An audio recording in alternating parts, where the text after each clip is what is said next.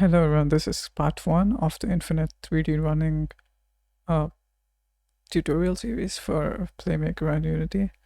And let's just get started with the basic mechanics of infinite running, which is making the 3D model of the player and putting a platform and making him run straight up.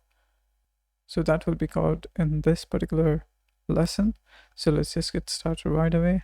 I'll just open up MakeHuman.com as well as MakeHuman. Make sure you download MakeHuman.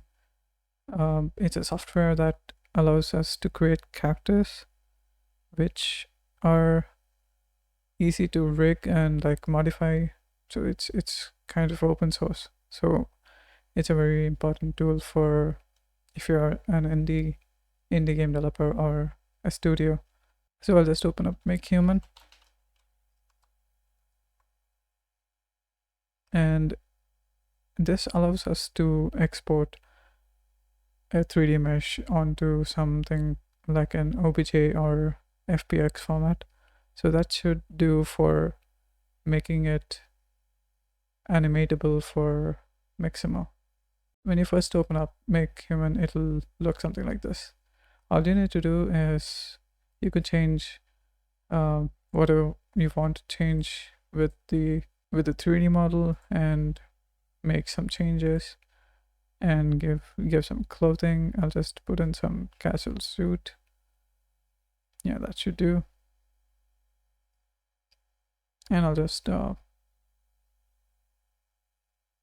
put in some materials. The material for skin is kind of weird, as you can see, the skin. So I'll just select a random skin and we're ready to go. So the first thing I'll do is go to export and go for a OBJ format. You can export it either in FBX or OBJ. These are supported by Mixamo, so I recommend you export them in these. So I'll just hit on export after selecting a directory. So I'll just hit export and it's exported. So I'll just go back to my Chrome and open up Mixamo.com. So in Mixamo, all you need to do is open up an account. So I'll just log in. Since I already have an account, you can just hit sign up and sign up for your Mixamo account. So that's super easy.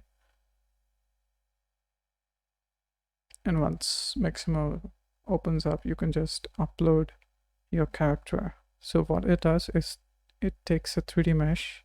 My character is already loaded, so I'll just show you from scratch. Yeah. So I'll just hit on animations. I'll just select some other. So all you need to do is click on upload character and select character file and go to human.obj.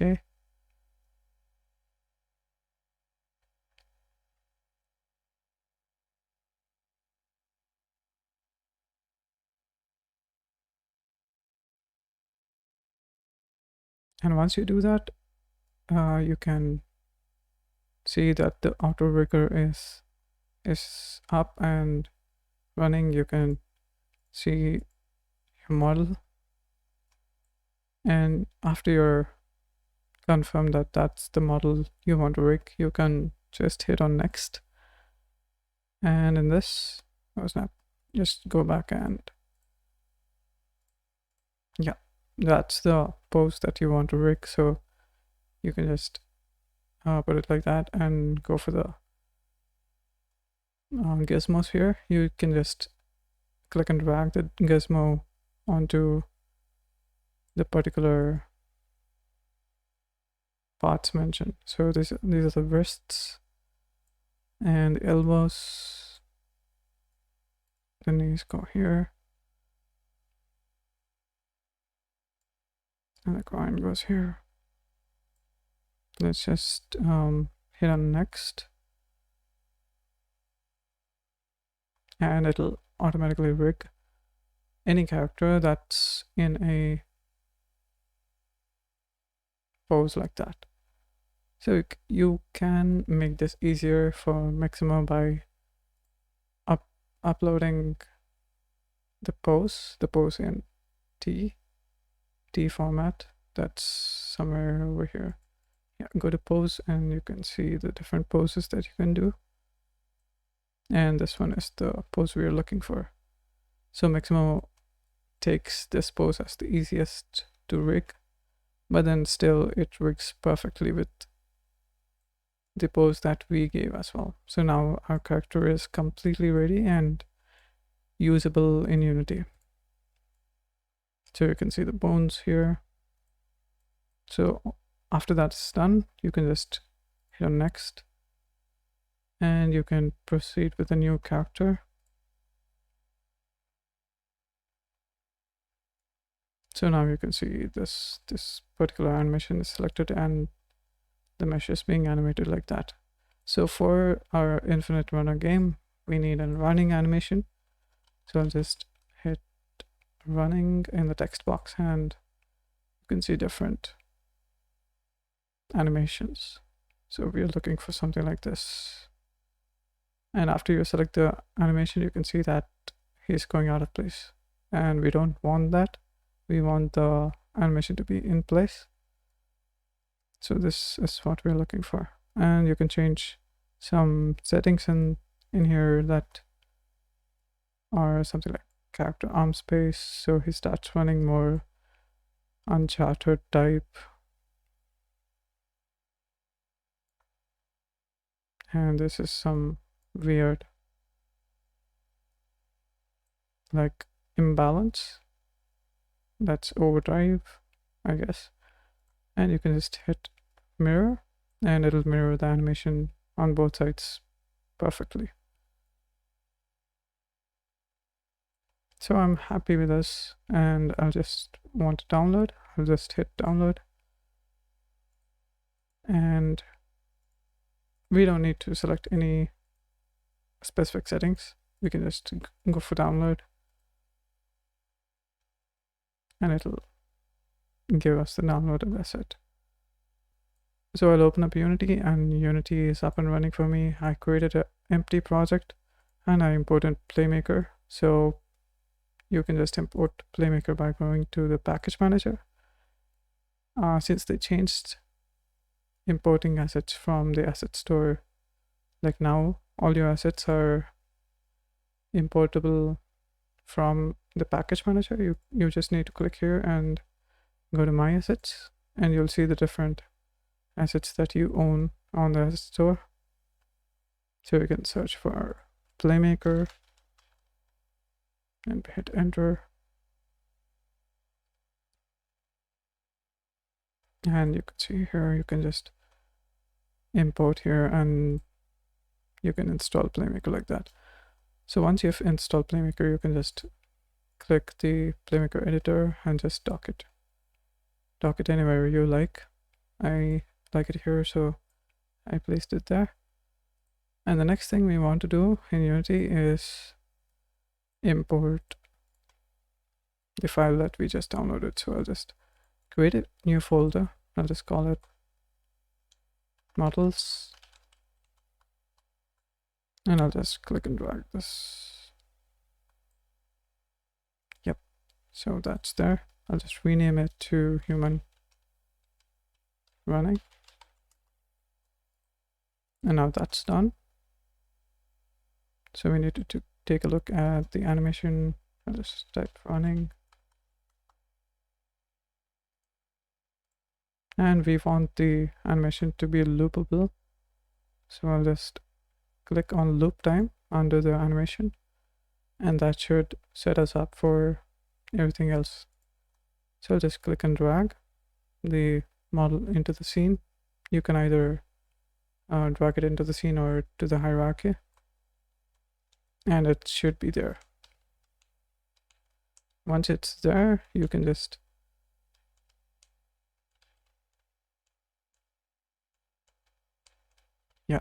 you can scroll down to decrease the speed of the camera. And that's because this particular mesh is very tiny in front of the camera. As you can see, if I reduce the field of view, you can see that the human that we imported is basically a Lilliput. So I'll just scale him up around 40 or 30. 30 will be good in all axes, and I'll just, yeah, that's the thing. So once we've done that, you can just create another 3D object, which is a plane that we need the player to be running on. So I'll just reset its transform and drag it down.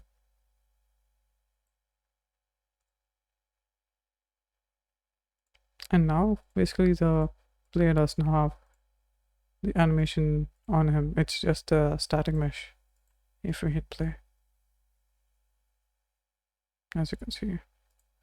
So what we need to do is add a component called animator. And in the animator, we need to put in an animator controller that we'll be creating here. Go to assets and create a folder for all the animations. I'll just name it animation and go to create animator controller and call it player animator, and double click on it. It'll take you to the animator window. And now I'll go back to assets and models and open up this drop down, and you can see the running animation is right here. If you somehow could not rename the running animation, you can do that by clicking here and renaming it here if it's not renamable here. So I'll just click and drag the running animation, and you can see that the first state is running itself. So he should be running now if I hit play. And that's not happening. Oh yeah, we forgot one main thing, which was to add the animator controller over here. You can just click on this and click on player animator, and now if we hit play, you can see the clip count here is 1 and he's running. That's a very weird run, I know, but still it works. So I'll just go back to scene view,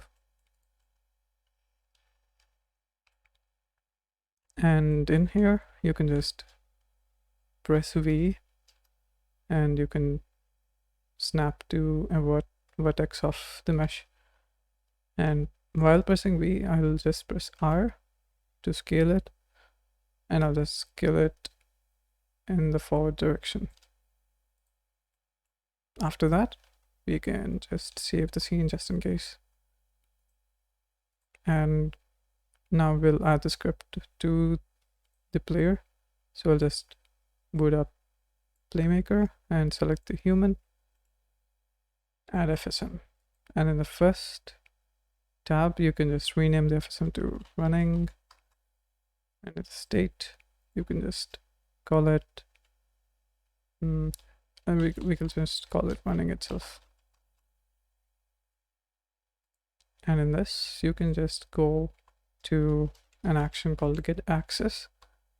What this does is it takes an access from the input, and the inputs can be found in edit, project settings, and in input manager over here. You can just find access over here, and these are predefined accesses. You can create them as well, but I mean, like, for now these are manageable. So I'll just close this window and type in the first access name is horizontal,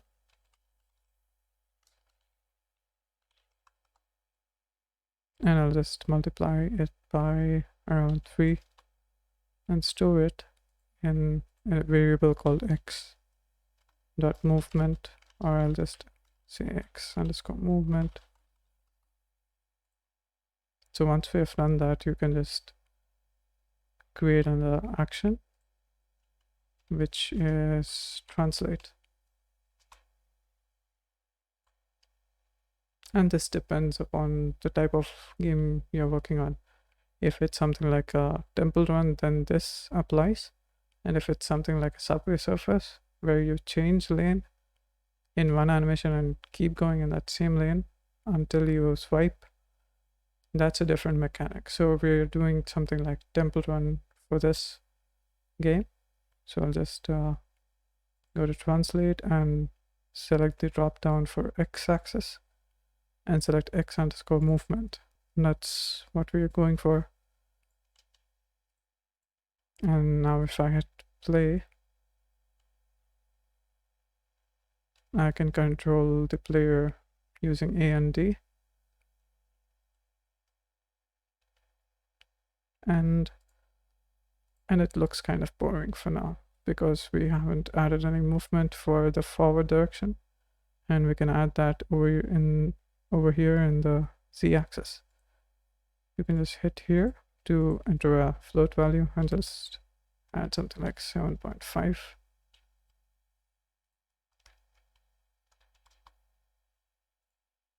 And hit play.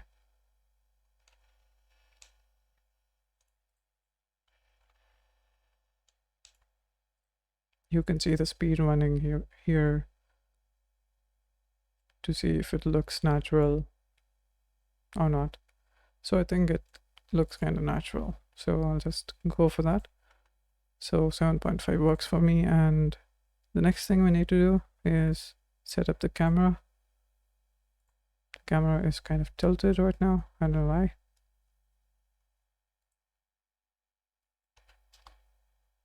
So I'll just drag the camera right behind the player. But then we don't want the static camera, right? We want a better camera. So for that, we'll just import Cinemachine, which is a superb tool for cameras. I'll just go to package manager and you can see Cinemachine, or you can just search for Cinemachine in Unity registry, and you can just click on import and import all the assets that's required for Cinemachine. With that done, you can just close it and save the scene again. You can see the drop down for Cinemachine over here and click on create virtual camera. This makes a camera. So I'll just put this camera over there.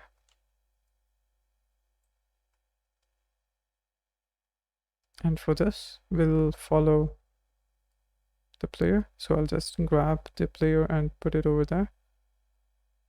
And also we'll look at the player. So for this, I'll just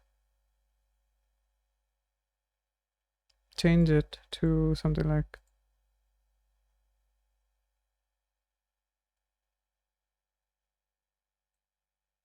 a little more, like 10, and